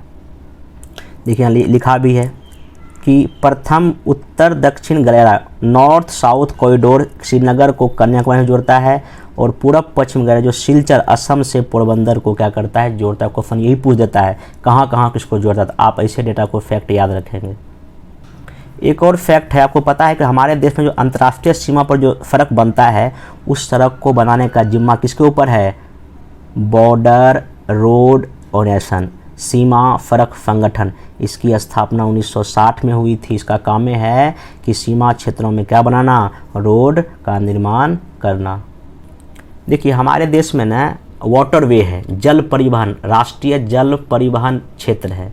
तो आपको पता है कि हमारे देश में जो है ना नेशनल वाटरवे है, राष्ट्रीय जलमार्ग। जिस तरह से नेशनल हाईवे होता है ना सड़क वाला, उसी तरह राष्ट्रीय जलमार्ग होता है। हालांकि अभी उसकी हमारी सरकार ने कहा कि हम 100 जो है ना नेशनल वाटरवे बनाएंगे, लेकिन अभी जो मेन इंपॉर्टेंट जो बीपीएससी पूछा है वो बता देता हूँ। देखिए, एक बार बीपीएससी पूछा था 64वीं में कि हल्दिया से इलाहाबाद के बीच कौन सा राजमार्ग है।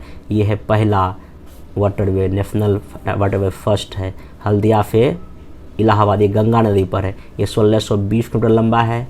फिर दूसरा जो आपका है सदिया से धुबरी तक है, ये 891 किलोमीटर लंबा है, ये है नेशनल वाटरवे 2, जलमार्ग संख्या 2। देखिए तीसरा कहाँ है, केरल में है, पश्चिमी तट पर है, कोट्टापुरम से कोल्लम तक है, ध्यान रखिएगा। तीसरा नेशनल वाटरवे जो है, एक है काकीनाडा और पांडिचेरी में, ये चौथा है। फिर देखिए एक मताई महानदी डेल्टा में है, ये है आपका पाँचवा। ये चारों पाँचों आप याद रखिएगा कहाँ कहाँ कौन सा आपका नेशनल वाटरवे है। अब नेशनल वाटरवेज के बाद अब हम लोग देख लेते हैं इंडिया में जो मेन जो पोर्ट है, जो बंदरगाह है, उसको हम देख लेते हैं।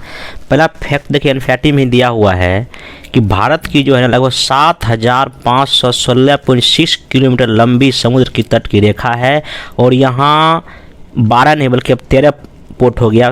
13 प्रमुख पोर्ट है और 187 छोटे छोटे पोर्ट या बंदरगाह हैं। और ये जो पोर्ट है देश का 95% विदेशी व्यापार आपका यहीं से क्या होता है, संचालित होता है। आप ये ध्यान में रखिएगा। अब देखिए पहले मैप में हम लोग मेन जो पोर्ट इंडिया में देख लेते हैं। देखिए पूर्वी तट पे जो आपका बंदरगाह मैं उसको दिखा देता हूँ। देखिए यहाँ पे आपका दिख रहा होगा कलकत्ता, फिर यहाँ हल्दिया है, फिर उड़ीसा में पारादीप है, फिर देखिए आंध्र प्रदेश विशाखापत्तनम है, फिर यहाँ देखिए चेन्नई है, फिर यहाँ देखिए तूतीकोरन है तमिलनाडु में। ये आपका पूर्वी तट पे देखिए नॉर्थ टू साउथ हो गया। क्वेश्चन कभी पूछ देता है नॉर्थ टू साउथ सजाइए, ठीक ना। फिर देखिए इधर आइए, यहाँ देखिए कंडाला बंदरगाह है, ये कच्छ के रन में देखना यहाँ पे। फिर देखिए यहाँ पे आपका बम्बई बंदरगाह है, फिर यहाँ जवाहरलाल नेहरू बंदरगाह बगल में है। फिर देखिए यहाँ पे मारवा गोवा है, फिर यहाँ न्यू बेंगलोर कर्नाटक में है, फिर यहाँ कोच्चि बंदरगाह है। तो अब हम हर एक बंदरगाह को बारी बारी से क्या करेंगे देखते हैं। देखिए सबसे पहला अगर हम आते हैं पश्चिमी घाट में, पश्चिमी तट पे, तो सबसे पहले बंदरगाह कंडाला है। ये कंडाला बंदरगाह जो है ना कब विकसित किया गया है, ये आज़ादी के जस्ट बाद, क्योंकि जब इंडिया अलग हो गया पाकिस्तान से, कराची बंदरगाह पहले था। चूँकि कराची तो पाकिस्तान चला गया, इसलिए हमने कंडाला बंदरगाह क्या किया, बनाया। जस्ट आज़ादी के बाद हम इसका निर्माण किए थे, आप ये ध्यान रखिए, ठीक ना। और यह एक ज्वारिया बंदरगाह है, ज्वारिया पोर्ट है। यहाँ ज्वार आती है, पानी अंदर आती है, बाहर जाती है, ये ध्यान रखिए, ज्वारिया बंदरगाह है। फिर देखिए बम्बई में एक बड़ा पत्तन है, ये एक प्राकृतिक है, नेचुरल बंदरगाह है। मतलब इसका जो देखिए ऑब्वियस सी बात है, अगर इस तरह का अगर कोई तट ऐसे होगा तो यहाँ पे बंदरगाह बन जाएगा। तो ये प्राकृतिक बंदरगाह है, कौन सा, बम्बई है, ध्यान रखिएगा।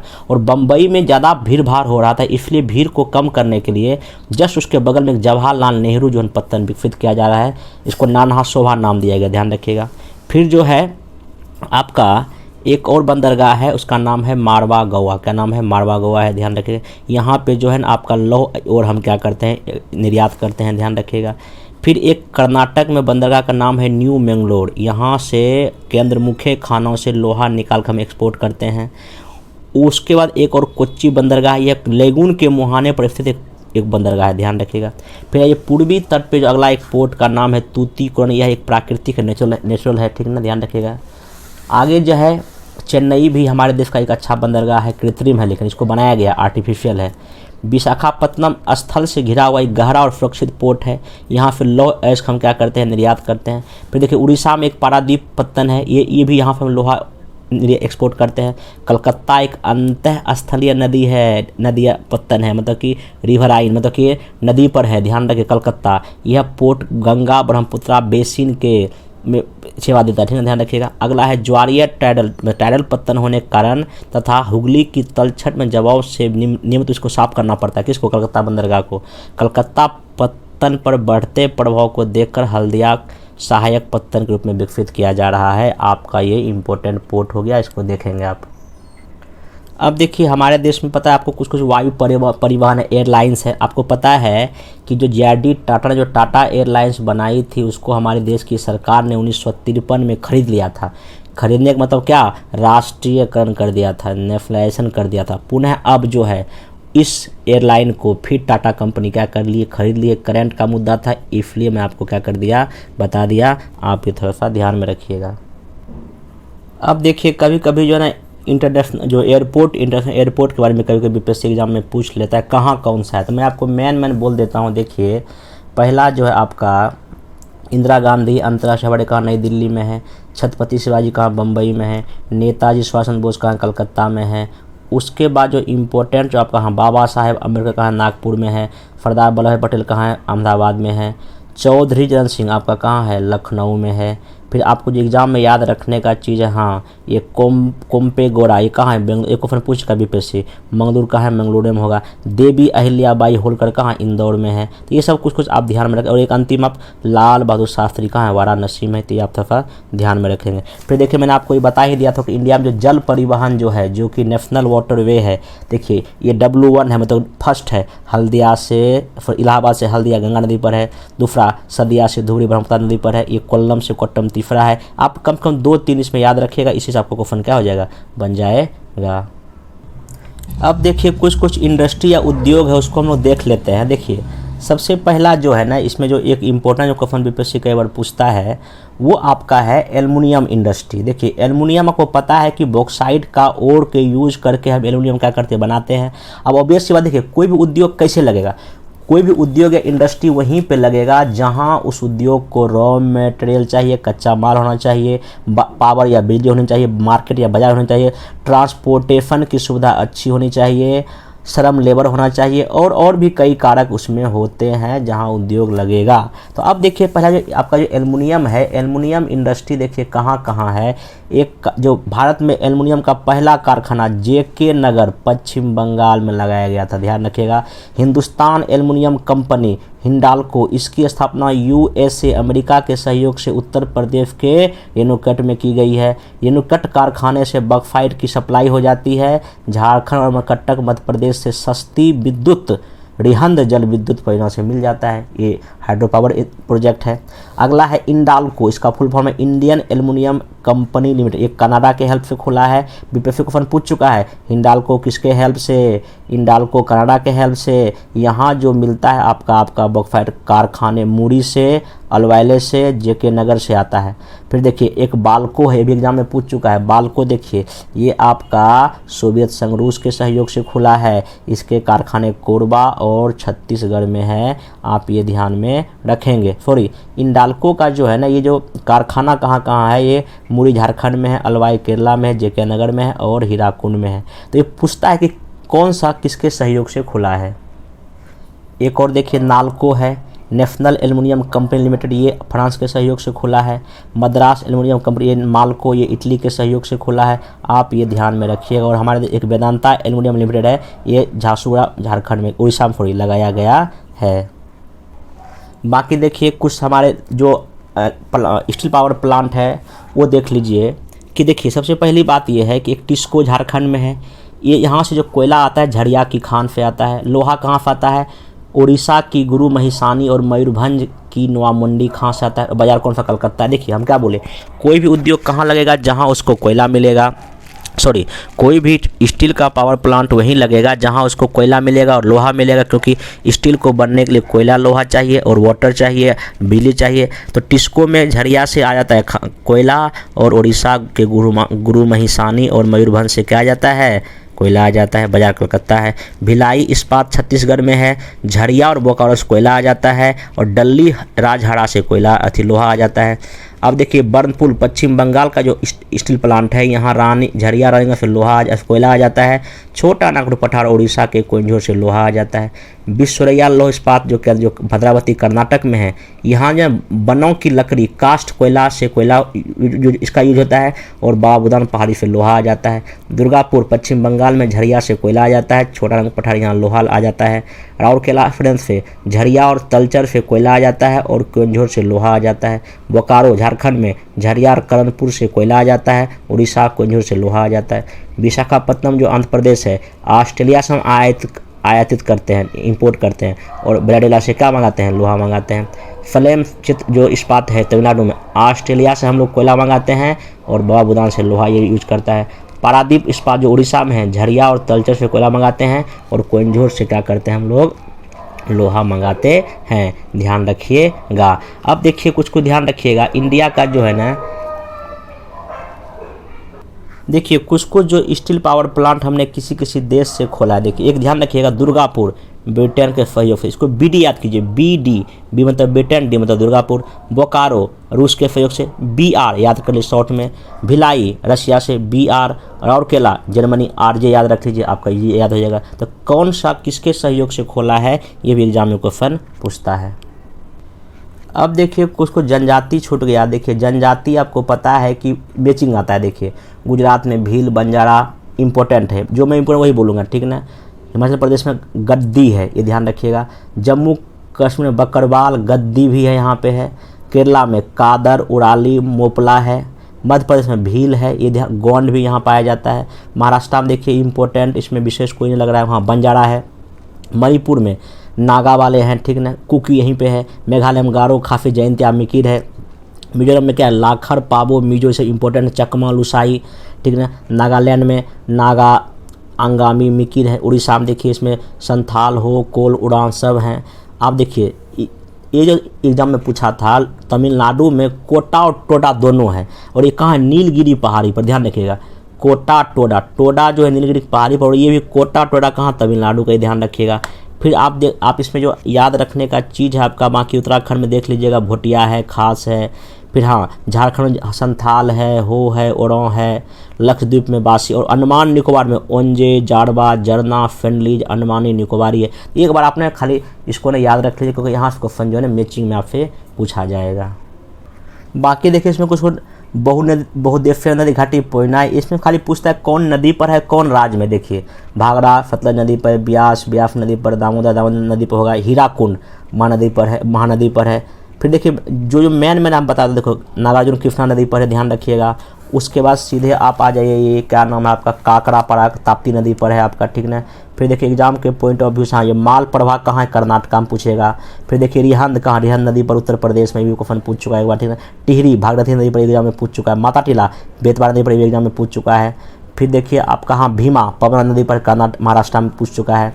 फिर देखिए आपका जो वहाँ सतलज चिनाब नदी पर जम्मू कश्मीर में पूछ चुका है एग्जाम में। नेक्स्ट चलिए आपका इसमें हाँ सीधे जो है ना, ये फरावती नदी कर्नाटका में है। गंगा सागर बाण चंबल नदी पर है। बाण सागर स्वर्ण नदी पर कई बार पूछ चुका, बाण सागर कहाँ है, स्वर्ण नदी पर एग्जाम में, ठीक है। राणा प्रताप कहाँ, चंबल नदी पर राजस्थान में है। जवाहर सागर कहाँ, चंबल नदी राजस्थान पर है। ये पूछा तुलबुल झेलम नदी पर, कई बार पूछेगा, तुलबुल कहाँ, झेलम नदी पर है। दुल्हफ्ती कहाँ, चिनाब नदी पर है। तिलैया कहाँ है, बराकर नदी पर, इस एग्जाम में पूछ चुका है। सरदार सरोवर कहाँ, नर्मदा नदी पर। बगलिहार कहाँ, चिनाब नदी पर, इस क्वेश्चन एग्जाम में कई बार पूछ चुका है। और ध्यान रखिएगा हमारे देश के प्रथम प्रधानमंत्री जवाहरलाल नेहरू ने नदी घाटी परियोजनाओं को आधुनिक भारत का मंदिर कहा था, क्योंकि ये जो नदी घाटी परियोजना होती है, यहाँ पे बिजली, मछली पालन, पर्यावरण परिस्थिति सब काम हो जाता है, इसलिए इन्होंने ऐसा कहा था। इस प्रकार देखा है तो मैंने लगभग सारे जो है ना इंडिया का ज्योग्राफी जो मैंने आपसे ये किया था कि नहीं बनाऊंगा वीडियो, मैं अपना बना दिया हूँ। मैं सारे लगभग कवर कर लिया हूं, जो कि एग्ज़ाम के पॉइंट ऑफ व्यू से काफ़ी इम्पोर्टेंट। हाँ, एक जनगणना सेंसस बच गया, मैं इसको एक वीडियो बना दूंगा, बिहार का और भारत का जनगणना एक बार मैं कर दूंगा। बाकी आपका जो है ना भारत का ज्योग्राफी या इंडियन ज्योग्राफी में इतने ही एग्ज़ाम में आएंगे। आपसे मेरा रिक्वेस्ट बस यही कि आप इसी वीडियो को एक बार, दो बार, तीन बार, 1 घंटे का वीडियो, और सारे हम जितने भी बुक्स था मेरे पास, जितने भी एनसीईआरटी बुक था, मैं सारा फिर जहाँ जहाँ हमको मेन पॉइंट अच्छा लगा मैंने आपको बता ही दिया है। इसको और देख लीजिएगा। और मैं फिर बोल रहा हूँ, ये मेरा रिवीजन का वीडियो है, मैं इसमें आपको डिटेल फिर नहीं समझा पाया, इसके लिए सॉरी। लेकिन ये मेरा जो है ना रिवीजन का वीडियो है, समय की भी कमी है, इसलिए मैं इसको शॉर्ट में सिर्फ और सिर्फ रिवाइज के पर्पज से बनाया हूँ। हाँ, आगे जब नेक्स्ट पीटी के लिए हम लोग काफ़ी डिटेल में हम वीडियो बनाएंगे, लेकिन अभी सिर्फ और सिर्फ रिवीजन के पर्पज से था ये। इसको आप देखिए, ठीक ना। और कोई अगर दिक्कत हो तो हमको बोलिएगा। अब इसमें एक बच गया रीजनल ज्योग्राफी ऑफ वर्ल्ड का, इसमें हम कोशिश करेंगे वो भी 1 या 1.5 घंटे मेरा वीडियो कवर हो जाए, कल या कल तक कोशिश करूँगा आ जाए। बाकी आप लोग मेरा करंट का जो डेली फ्री चल रहा है, अभी 5 वीडियो बना दिया हूँ, कृपया करके प्लेलिस्ट में को देखिए। और देखिए रिवीजन जहाँ तक की बात है, आप एक बार कम से कम दिन में मेरा जो है ना कोई भी वीडियो देखिए, बहुत ही हाई स्पीड में देख लीजिए, 10 मिनट 20 मिनट आधे घंटे का वीडियो है, इसको देख लीजिए, चाहे बिहार स्पेशल का वीडियो हो या बिहार का इकोनॉमिक सर्वे। हाँ, बिहार का इकोनॉमिक सर्वे भले ही मेरा 2.5-3 घंटे का अलग बात है, लेकिन बाकी मेरे वीडियो लगभग वही आधे घंटे 40 मिनट का। तो आप एक बार ने स्पीड बढ़ा के उसको देखिए और एक कम से कम एक फिक्स कीजिए कि नहीं हमको 1.5 घंटा जो है ना या आधा घंटा जो है ना मेरा वीडियो देखना, क्योंकि इससे क्या आपका रिवाइज बहुत ज़्यादा हो जाएगा, ठीक है ना, वीडियो देख के। बाकी आप बुक पढ़िए, किताब पढ़िए, नो डाउट अच्छी बात है, बाकी सब करते रहिए। अभी हम 10 दिन और आपके साथ हैं, अच्छे वीडियो बनाएंगे, ठीक ना, क्योंकि हमको भी कुछ काम रहता है, ठीक ना।